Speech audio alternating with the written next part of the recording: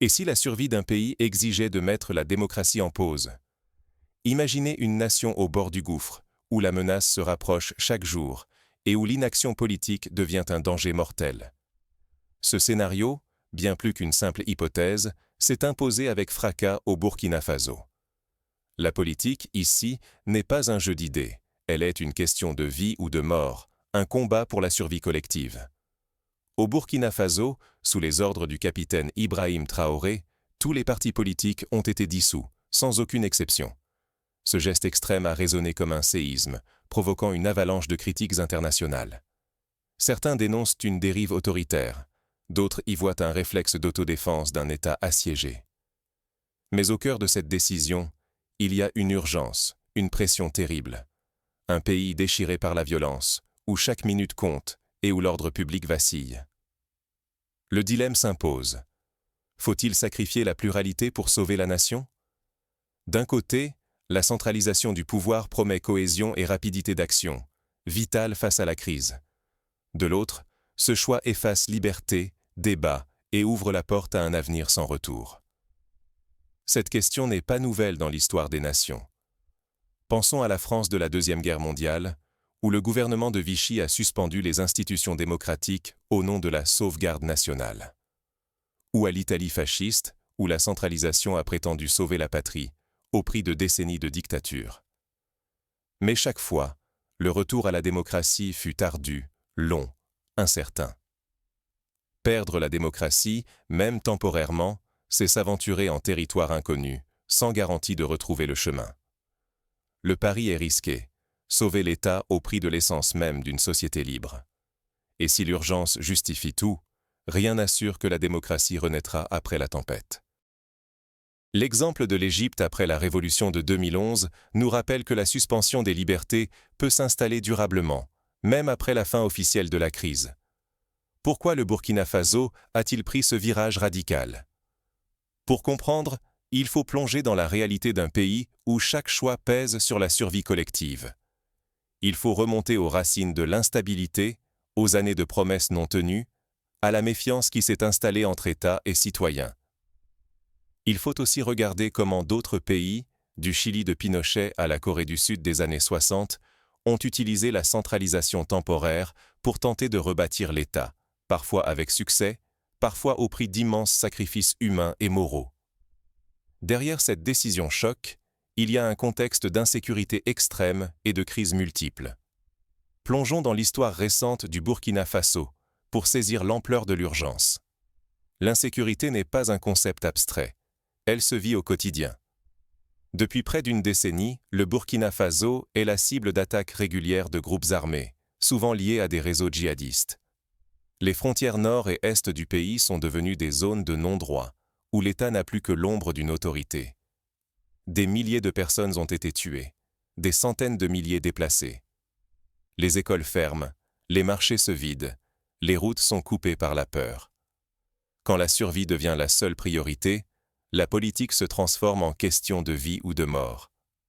Imaginez une famille de la région du Sahel, obligée d'abandonner son village en pleine nuit après une attaque. Imaginez un enseignant qui doit choisir entre sa sécurité et celle de ses élèves, alors que le bruit des armes gronde non loin. Pour ces citoyens, la question du pluralisme politique paraît lointaine.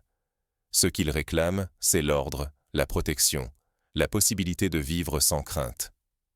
Au Burkina Faso, le quotidien a brusquement basculé dans l'urgence. Des violences armées déchirent des centaines de villages. L'État perd le contrôle de larges portions du territoire.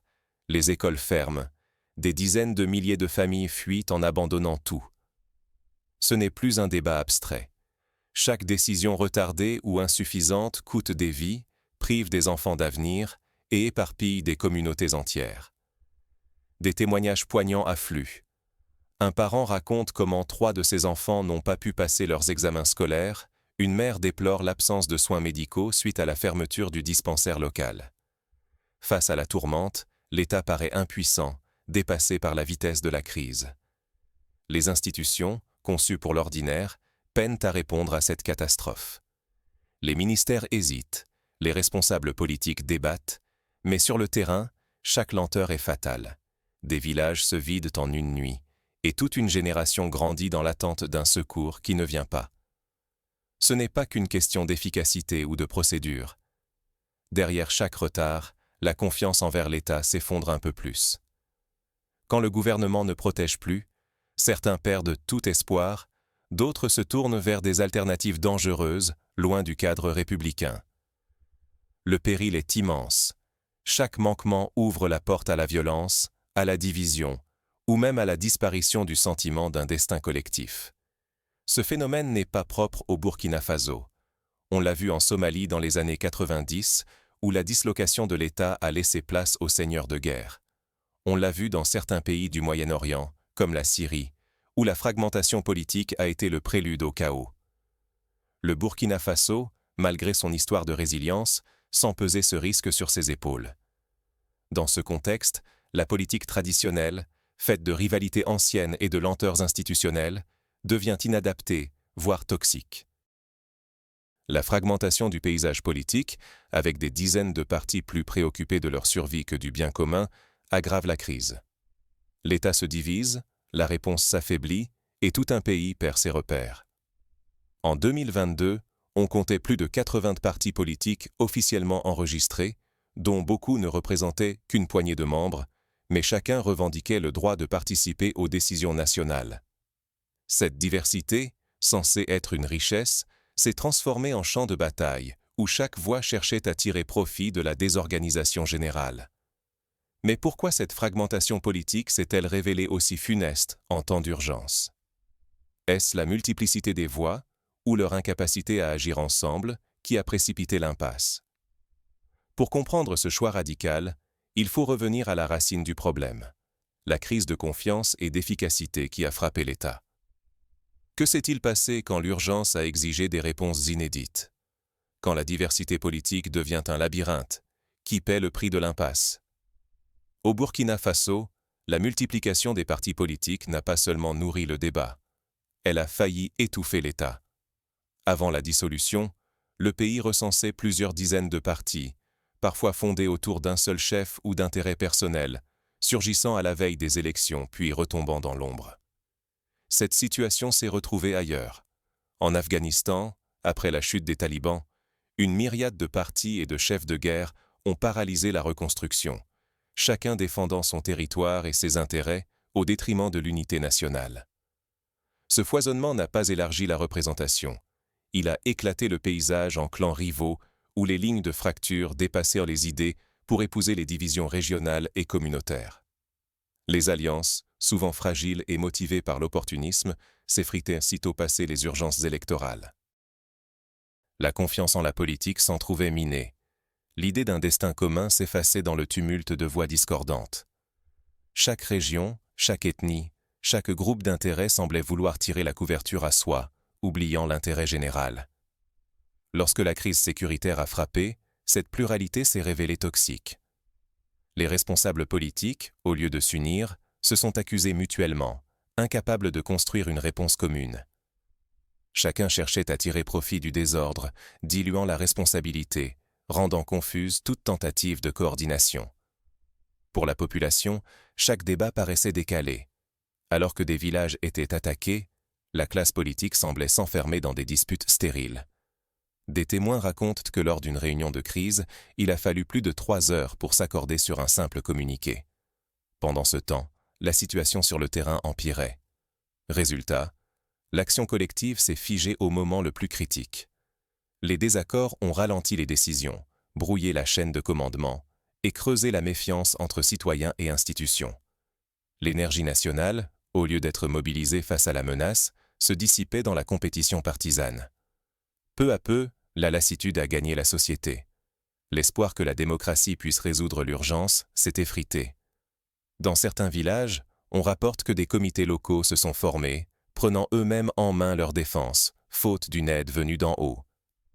Cette fragmentation, exacerbée par les rivalités locales, a laissé la porte ouverte à la manipulation, venue de l'intérieur comme de l'extérieur. Le danger n'était plus seulement l'inefficacité, mais le risque d'un chaos durable. Désormais, chaque hésitation pouvait coûter des vies ou des territoires.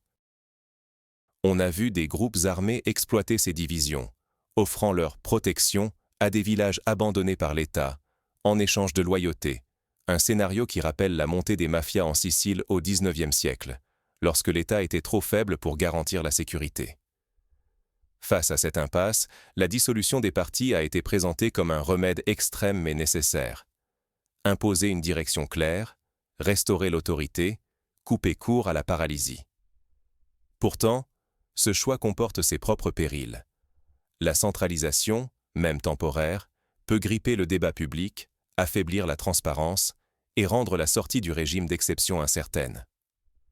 Le Burkina Faso s'est retrouvé face à un dilemme vertigineux: risquer la désagrégation au nom du pluralisme ou suspendre la compétition pour préserver l'État.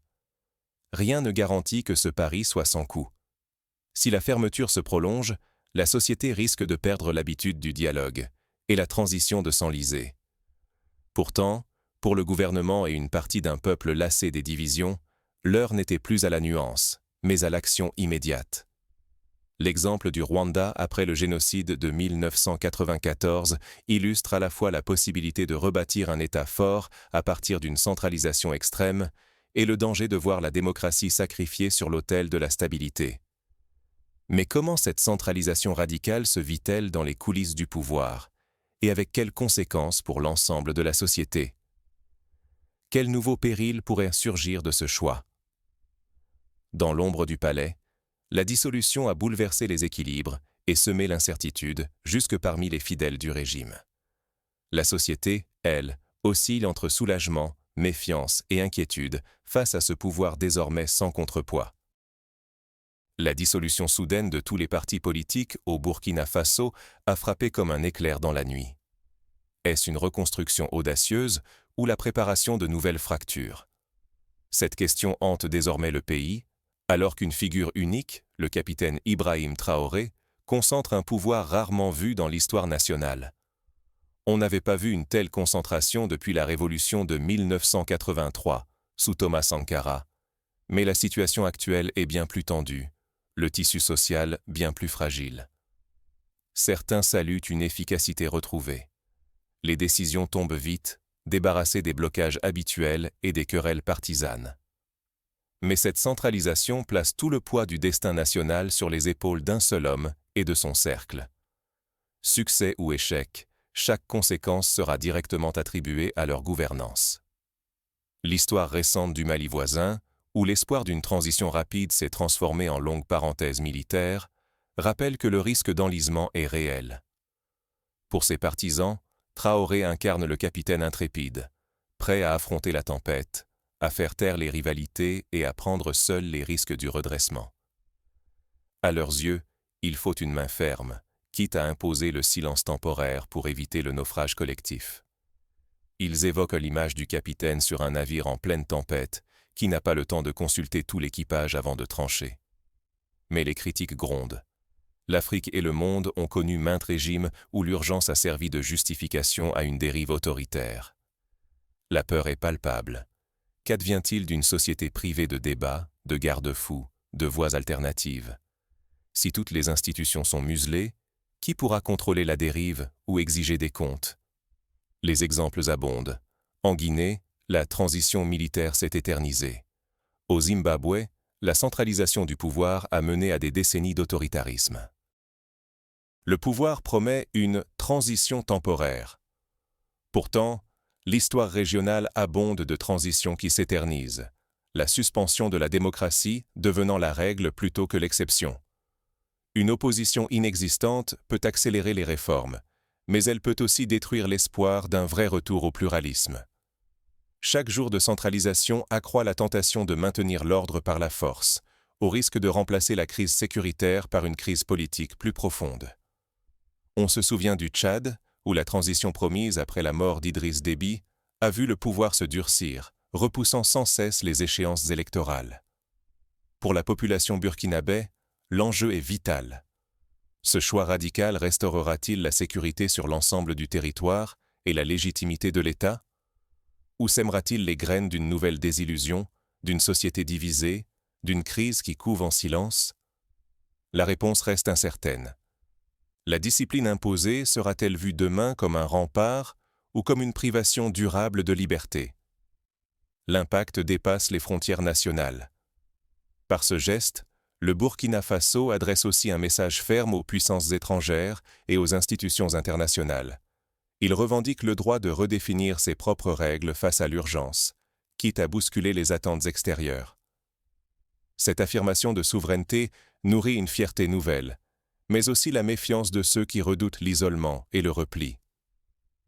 On se souvient de la Côte d'Ivoire dans les années 90, où la volonté de s'affranchir des pressions extérieures a mené à une crise politique prolongée. Le futur du Burkina Faso s'écrit dans cette équation risquée: regagner l'ordre et la stabilité, sans éteindre l'étincelle d'un renouveau démocratique. Mais toute centralisation, même présentée comme provisoire, fait planer le doute. Saura-t-on vraiment revenir en arrière une fois la tempête passée? Les promesses de retour à la démocratie doivent s'accompagner d'engagements concrets, de garde-fous institutionnels et de la participation de la société civile. Alors que la société s'adapte à ce nouvel ordre, chaque geste du pouvoir est scruté. Le pays retient son souffle, partagé entre espoir de renaissance et crainte d'une fermeture durable.